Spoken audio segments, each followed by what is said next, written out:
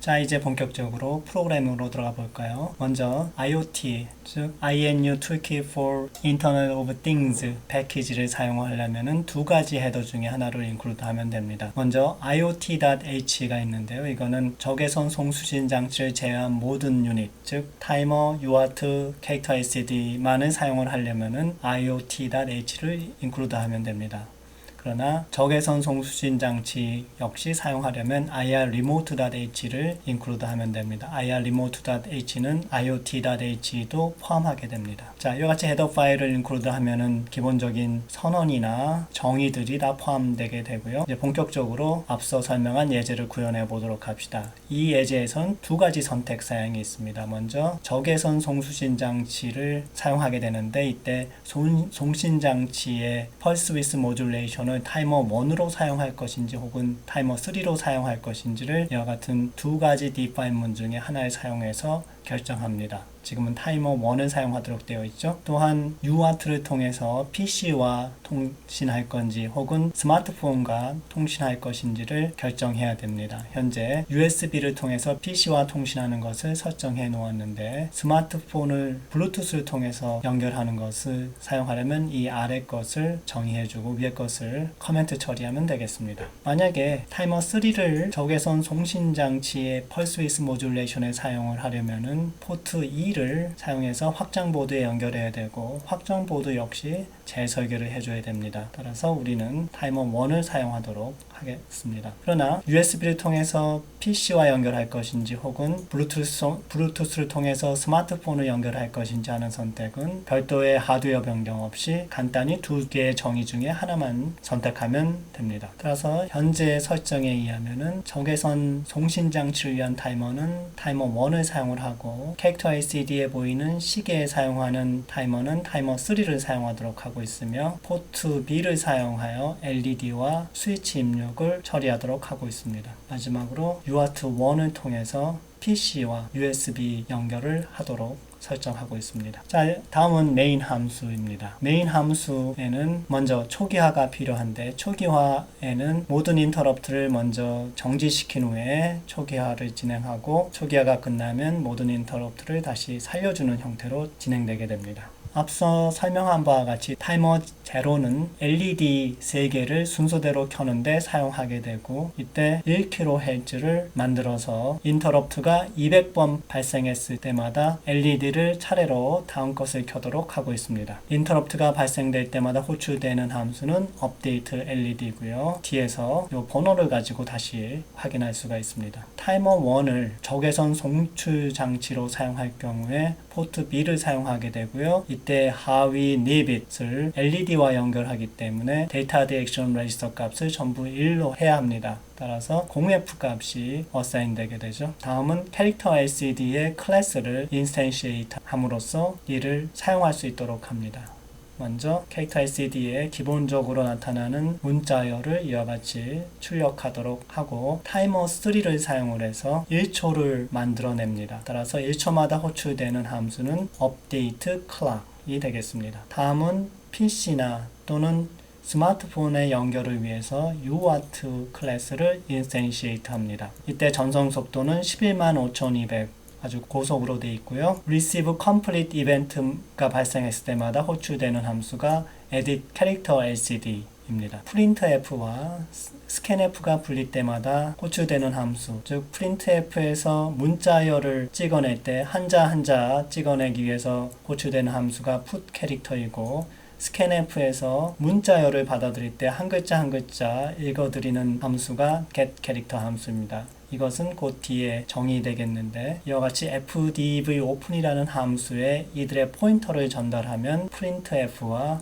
scanf에서 각 문자들을 출력하거나 입력할 때 호출되게 됩니다. 마지막으로 적외선 수신 장치와 송신 장치에 대한 디바이스 드라이버 클래스들을 인스텐시에이트 합니다. 수신 장치는 먼저 enable 해놓고 언제든지 신호가 들어오기를 기다리도록 합니다. 자, 이제 메인 루프로 들어가도록 하죠. 이 메인 루프는 무한대로 반복 수행하는 무한 루프입니다. 이 루프에 들어가자마자 해주는 것이 앞서 얘기한 허드렛일 함수입니다. 캐릭터 LCD와 UART에 대해서 각각 한 글자씩 처리해 줄 수 있도록 수행됩니다. 이들은 큐에 전송하거나 디스플레이 될 문자가 있을 때는 수행이 되고 그렇지 않으면 곧바로 리턴되게 됩니다. 다음은 적외선 수신 장치에서 수신된 내용이 있는지 알아보는 함수 호출입니다. 즉 만약에 getDecode에서 리턴된 값이 null이 아니면 이 안으로 들어오게 되고요. 먼저 이 첫 번째 if문을 만나게 되죠. 이때 읽어드린 신호를 디코드하게 되고 디코드한 결과 신호를 보낸 송신기의 ID를 확인하지 못했을 경우에는 수신된 신호를 덤프하고 종료됩니다. 그렇지 않을 경우에는 디코드된 내용을 출력하는데 먼저 리모컨의 ID를 10진수로 출력하고 다음에 리모컨이 보낸 신호값을 16진수로 출력합니다.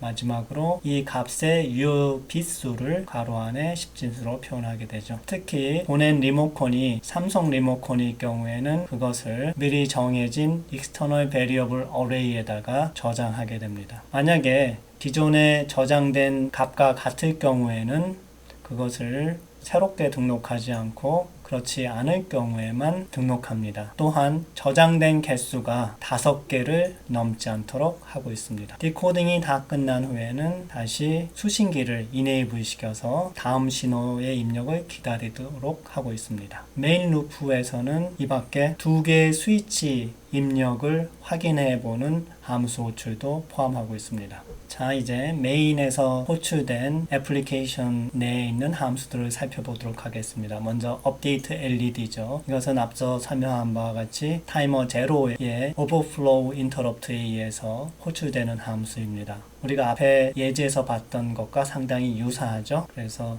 이 함수의 호출이 200번 될 때까지 아무 일 안 하고 그냥 넘어가다가 200번이 되는 순간에 한 번씩 불러줍니다. 그래서 199번까지는 아무것도 수행 안 하고 200번째 이걸 수행하고 뭐 이런 식으로 수행된다고 했었죠. 이 코드는 우리가 앞에서 봤던 코드와 유사합니다. 그런데 LED가 8개가 아니라 4개이고 그나마 4개 중에서 3개만 순서대로 차례로 켜기 때문에 이 부분이 바뀌어 있죠. 그래서 그전에는 80이었는데 이제 04로 바뀌게 됩니다. 그래서 모드에 따라서 오른쪽 또는 왼쪽으로 차례로 켜지도록 하고 있기 때문에 이 if else 문이 존재하게 되겠고요. 제일 오른쪽 또는 제일 왼쪽에 갔을 때 다시 반대쪽에서부터 시작할 수 있도록 이와 같이 초기 값을 다시 설정하도록 하고 있습니다. 앞서 확장보드 설명해서 말한 바와 같이 출력되는 값이 0일 때 LED가 켜지고 1일 때 꺼지게 되어 있습니다. 따라서 신호를 이와 같이 반전시켜서 내보내도록 함으로써 하나만 켜질 수 있도록 하고 있습니다. 200번째 불릴 때 이와 같은 내용이 수행이 되고 다시 카운터를 0으로 하면서 다음번 200번째 다시 이 내용이 수행되도록 하고 있습니다. 다음은 업데이트 클락입니다. 이것은 타이머 3에 의해서 호출되죠. 1초마다 한 번씩 호출됩니다. 그때마다 세컨드를 증가시키고 세컨드가 오버플로우가 돼서 음수가 됐을 때 다시 0부터 다시 시작하도록 하고 있습니다. 그래서 이것을 시, 분, 초 값으로 만들어주기 위해서 이와 같은 작업을 해주죠. 그래서 첫 번째 요 두 디짓은 시를 얘기하고 요 두 디짓은 분, 나머지 요 두 디짓은 초를 만들어냅니다. 초기 문자열은 이와 같이 8개의 값을 갖고 있지만은 이 중에 요 콜론 부분을 제외한 6개가 요 함수에서 채워지게 되죠. 그렇게 해서 만들어진 문자열은 캐릭터 LCD의 프린트 함수에 의해서 찍혀져 나갑니다. 그래서 첫 번째 행의 7번째 열부터 출력하도록 되죠. 그것이 여기서부터 여기까지가 6칸이 비고 7번째 칸부터 찍어내도록 하는 것이죠. 정리해보면 이 함수가 들어올 때마다 초가 증가하고 그 초는 시, 분, 초 각각 2자리죠. 이 값을 계산해서 이와 같은 문자열에 반영을 시키고 그 문자열을 캐릭터 LCD의 프린트 함수를 통해서 출력하도록 하고 있습니다. 다음은 UART의 receive complete interrupt가 발생할 때마다 호출되는 콜백 함수를 설명하도록 하겠습니다. 그것이 edit character LCD인데요. 먼저 이 while loop를 통해서 실제 UART에 들어온 문자가 있는지 확인해 봅니다. 그것은 pick character라는 함수에 의해서 확인이 되고요. 그 값이 0보다 큰 양수일 때 새로운 글자가 들어왔다는 것이 확인이 되고, 일단 queue에 어떤 문자가 들어와 있으면 그 문자를 get 캐릭터로 읽어드립니다. 읽어드린 문자가 백스페이스 문자인지 먼저 확인하죠. 백스페이스 문자가 아니면 현재 위치 바로 다음에 그 문자를 출력하게 됩니다. 이때 행 번호는 2번이죠. 그래서 첫 번째 행에는 현재 시간이 표시되고, 두 번째 행에 UART로부터 들어오는 글자를 한자 한자 디스플레이 하게 되는 것입니다. 이때 16개의 칸을 모두 다 채우게 되면 다시 첫 번째 칸으로 되돌아가기 위해서 이와 같은 모듈러스를 사용하게 되죠. 실제적으로 IOTC 캐릭터 ACD 컬럼스는 16으로서 이와 같이 모듈러스를 취하게 되면은 만약에 16보다 더 커질 경우에 다시 0번째부터 글자가 출력되도록 하자는 것입니다. 만약에 백스페이스가 들어올 때는 글자를 찍어야 될 위치 이전에 32, 즉 스페이스를 출력한 후에 다음번 글자를 출력할 위치를 하나 감소시키도록 하고 있습니다. 이건 앞에서 설명한 바 있죠. 그래서 한자를 지운다 했을 때는 먼저 이전에 출력했던 위치에